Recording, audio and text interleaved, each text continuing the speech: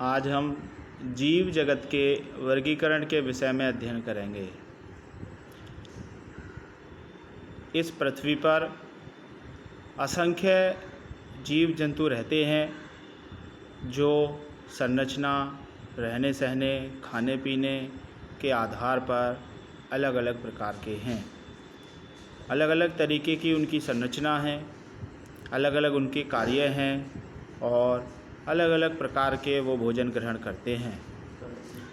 इन आधारों पर विभिन्न प्रकार के वैज्ञानिकों ने अपने अलग अलग मत दिए। उन्होंने विभिन्न प्रकार से इन जीवधारियों को वर्गीकृत किया। इसी कड़ी में जीवों के वर्गीकरण की द्विजगत प्रणाली प्रचलित है। अरस्तु द्वारा समस्त जीवों को दो समूहों, जंतुओं एवं वनस्पतियों में विभाजित करने की प्रणाली का शताब्दियों तक पालन किया गया। इसे द्विजगत प्रणाली के नाम से भी जानते हैं।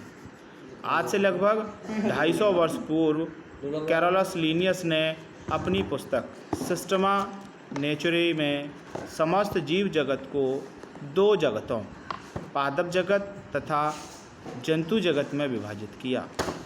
जंतु जगत में बहुकोशिकीय जंतु एवं एक कोशिकीय प्रोटोजोआ को रखा गया है। ये भोजन ग्रहण करते हैं तथा इनमें गमन के लिए किसी प्रकार के अंग अवश्य ही होते हैं। अन्य सभी जीवों को, जैसे हरे पादप, मांस तथा बहुकोशिकीय समुद्री घास पात, मशरूम, लाइकेन, कवक, रंग विहीन एक कोशिकीय जीव तथा बैक्टीरिया आदि को पादप जगत में रखा गया है। पौधों एवं जंतुओं के बीच स्पष्ट अंतर होने के कारण वैज्ञानिकों ने काफ़ी समय तक इस प्रणाली में किसी परिवर्तन की आवश्यकता अनुभव नहीं की। अतः यह वर्गीकरण 20वीं सदी के 7वें दशक तक मान्य रहा।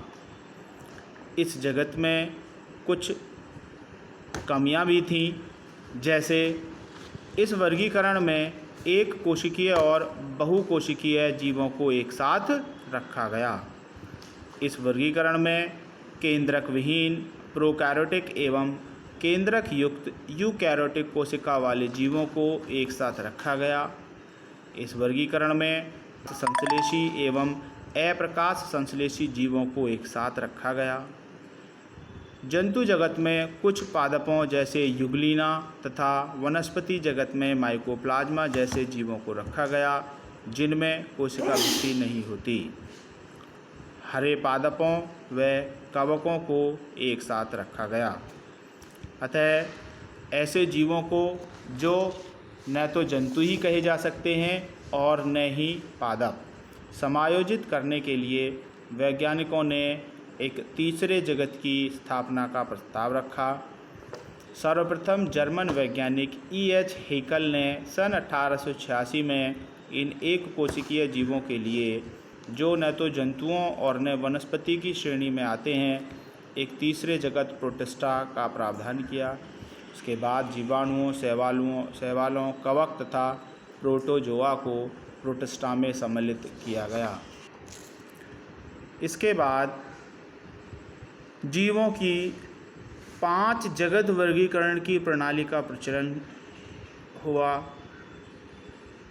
2 जगत वाले वर्गीकरण की कमियों को दूर करने के लिए सन 1969 में व्हिटेकर ने 5 जगत प्रणाली की स्थापना की। इसके अनुसार समस्त जीवों को 5 जगतों में विभाजित किया। नंबर 1 मोनेरा जगत, नंबर 2 प्रोटिस्टा जगत, नंबर 3 कवक जगत, नंबर 4 पादप या प्लांटी, नंबर 5 जंतु या एनिमेलिया। मोनेरा जगत में उन्होंने प्रोकैरियोटिक कोशिका वाले जीवों को, अर्थात वे जीव जिनमें केंद्रक विकसित नहीं था, ऐसे जीवों को रखा। प्रोटिस्टा जगत में एक कोशिकीय जीवों को रखा जिनमें केंद्रक विकसित था, जैसे